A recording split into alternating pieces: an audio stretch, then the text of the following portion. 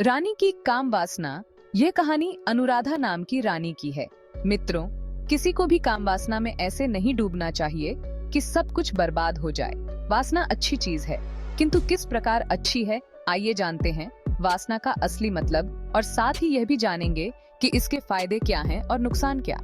और रानी अनुराधा की काम वासना से रानी का क्या फायदा हुआ। रत्नपुर राज्य में रानी अनुराधा का राज्य था।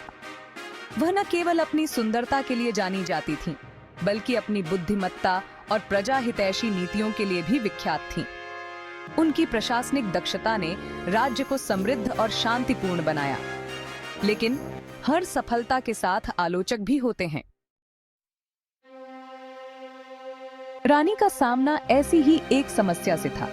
राज्य में कुछ लोग उनकी काबिलियत को दरकिनार कर उनकी सुंदरता और निजी जीवन पर भद्दी टिप्पणियां करते थे। उनके लिए रानी एक सत्ता में बैठी महिला नहीं, बल्कि एक आकर्षक शरीर थी। ये बातें धीरे धीरे राज्य भर में फैल रही थीं। एक दिन रानी के निजी सचिव माधवन ने उनके पास एक गुप्त संदेश लाया। संदेश में लिखा था, रानी की गरिमा को केवल उनका राज नहीं बचा सकता, कुछ ऐसी बातें हैं जो उनका पूरा सम्मान मिटा देंगी।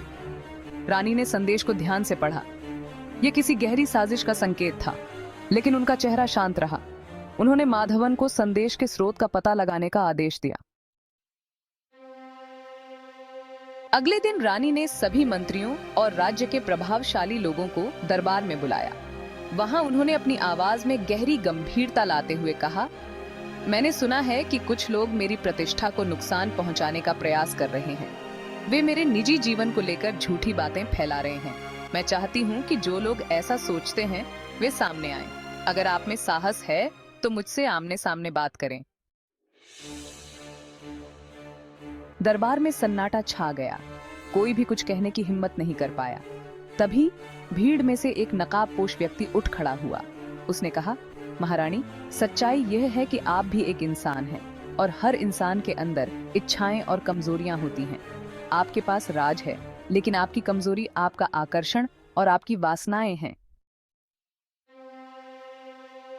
यह सुनकर दरबार में हलचल मच गई। रानी ने अपनी जगह से उठकर शांत स्वर में कहा, तुम जो भी हो, यह कहना तुम्हारा अधिकार है, लेकिन क्या तुम इसे साबित कर सकते हो? अगर नहीं, तो यह केवल तुम्हारी गंदी सोच है। अगर हाँ, तो सामने आओ और पूरे राज्य के सामने सच का पर्दाफाश करो। नकाबपोश व्यक्ति हिचकिचाया।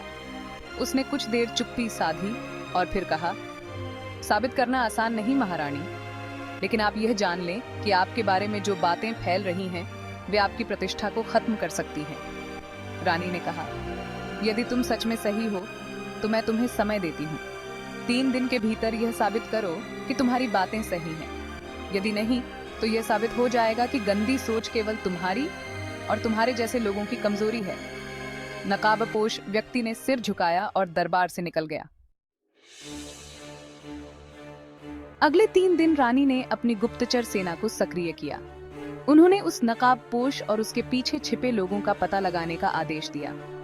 धीरे धीरे साजिश की परतें खुलने लगीं। ये सब उन कुछ प्रभावशाली लोगों की चाल थी जो रानी के सुधारों से नाराज थे। वे चाहते थे कि राज्य में महिलाओं के अधिकार और उनके लिए बनाए गए नियम कमजोर पड़ें। तीसरे दिन रानी ने एक सभा बुलाई। उन्होंने साजिशकर्ताओं को सबके सामने लाया।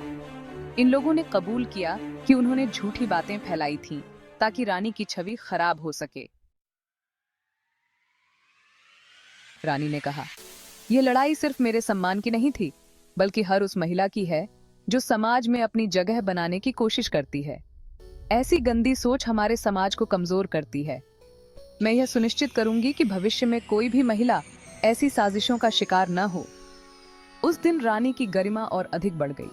उन्होंने यह साबित कर दिया कि साहस, धैर्य और बुद्धिमत्ता से हर गंदी सोच का सामना किया जा सकता है।